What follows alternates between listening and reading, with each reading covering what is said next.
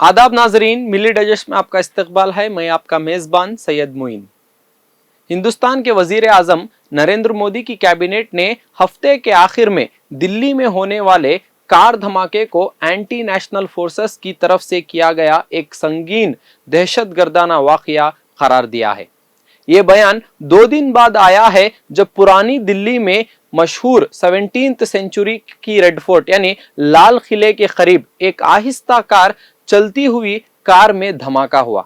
इस वाकये में कम से कम 13 लोग हलाक हुए और कई जख्मी भी हुए।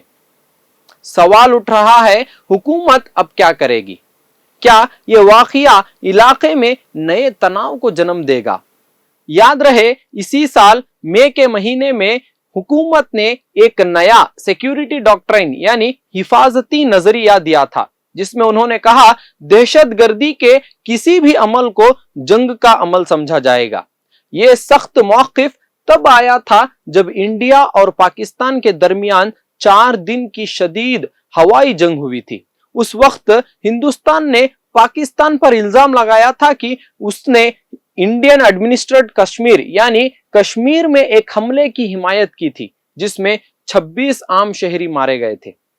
अब 6 महीने बाद दुनिया की सबसे ज्यादा आबादी रखने वाले मुल्क के दारुल हुकूमत के बिल्कुल बीच में यह नया हमला हुआ है। लेकिन हैरानी की बात यह है कि मोदी हुकूमत ने अब तक पाकिस्तान का नाम लेने से परहेज किया है। सियासी तज्जियाकारों का कहना है कि दिल्ली की जुबान कुछ और इशारा कर रही है। लगता है कि दिल्ली कश्मीर में क्रैकडाउन को बढ़ाने की तरफ जा रही है।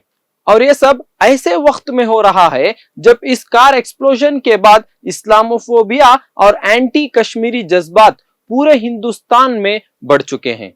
दिल्ली ब्लास्ट के बाद से हिंदुस्तानी सोशल मीडिया नफरत अंगेज तकरीर से भरा पड़ा है, जिसका सबसे ज्यादा असर हिंदुस्तान भर में रहने वाले कश्मीरियों पर पड़ रहा है।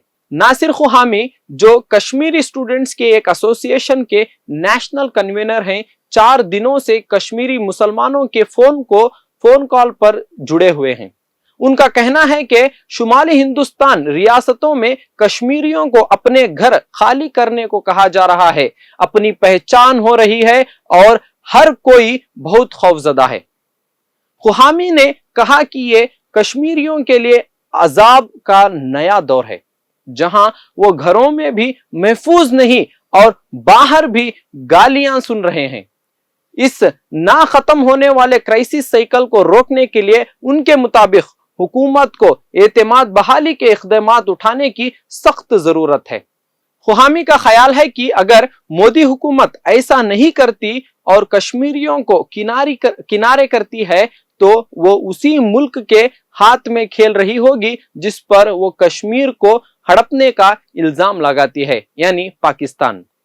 कश्मीरियों के खिलाफ बढ़ता हुआ नफरत का ये माहौल और पाकिस्तान पर सीधा इल्जाम ना लगाना, क्या दिल्ली इस बार दहशतगर्दी से निकलने के लिए एक नया खतरनाक रास्ता इख्तियार कर रही है? इस वाकये के बाद मुल्क में अमन और तनाव के मामले में आपकी क्या राय है? हमें कमेंट सेक्शन में जरूर बताएं।